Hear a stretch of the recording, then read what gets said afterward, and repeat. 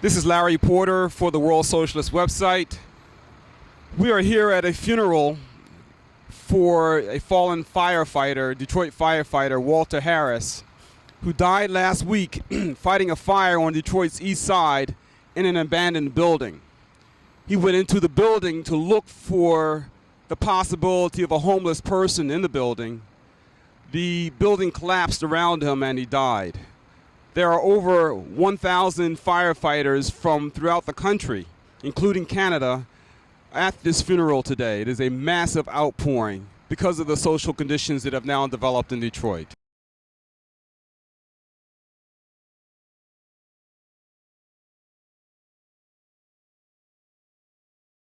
You said you knew Walter Harris. I've been knowing Walter a long time. We ran together a long time ago. Everybody loved Walter. Everybody. Walter was a hell of a guy, man. He would do anything for you. He always wanted to be first in there. He was last to come out. They called me and told me Walter had died. I cried. You work with him in the same squad, or? Well, when he first came on the job, we worked together at the same engine house in passing. And then as time went on, he wanted to go one of the busiest stations because that's Walter. He wanted to stay busy. So he went to one of the busiest stations on the east side of Detroit. It was in a lower income area where a lot of homeless people are, a lot of vacant homes. So there's a good chance that he could have found somebody or saved someone. That was one of the things he was definitely looking for. Always the first thing we do when they teach you on this job, lives first. Well, thank you very much. This is my heart goes out to all the firefighters who put their lives on the line every day. As you see, they come from all over. What's your name, sir? Ray Palacios. Where are you from? I'm from Brooklyn, New York originally. Now I live in Rochester, New York. And you came here for this for the funeral of Walter Harris today. Yes, I did. I came to Walter Harris' funeral. I met him 2 years ago. I'm an Axman from New York. Started the chapter there as the president. We're in existence now probably 3 or 4 years. Walter was a great man, and as firefighters, we stick together no matter where you are, color, creed, or anything. Detroit has been facing a lot of cutbacks. I don't know if you faced that in New York. Well, you just look at the economy.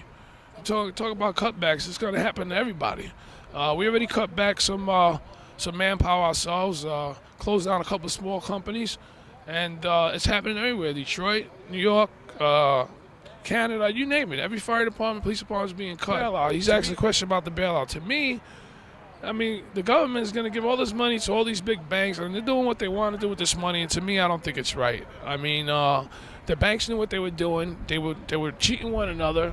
Selling bad mortgages that they knew were bad to other banks, so they can stay stuck with it. And everybody wants to get bailed out. All these big companies, but us working class citizen people, they don't bail us out if we're going to lose our house or if we lose our job. Well, not only that, but like the cities, all these cities now are facing the loss of revenues, and nothing's being done to help the cities maintain the basic services like fire. That's because everybody believes in that stock market, and there you go.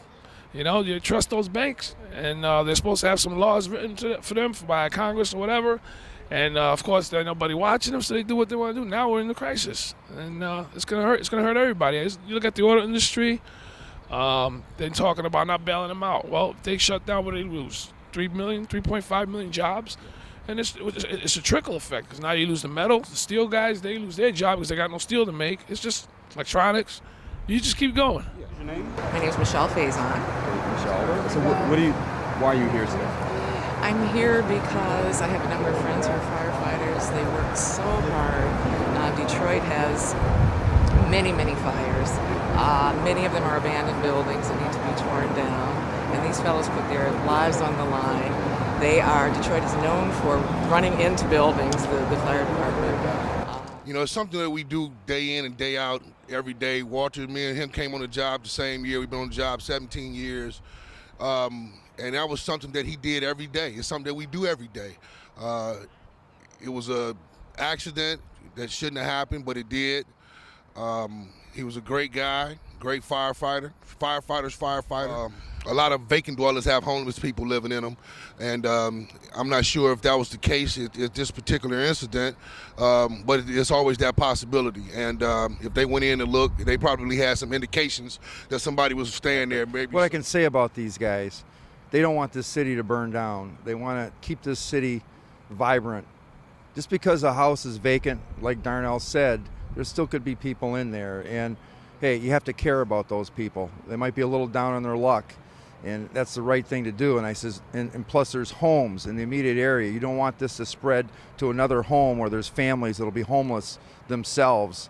And it's easy to say, yeah, it was a vacant house. But it's more than that. It's more than that. It's this city, and these guys care so much.